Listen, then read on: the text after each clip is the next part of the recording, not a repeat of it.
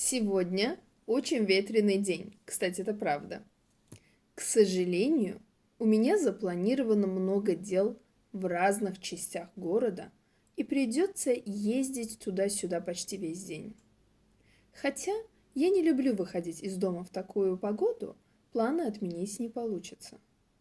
Я надеваю шапку, чтобы не продуло уши. На горло наматываю шарф. Надо беречь свое здоровье.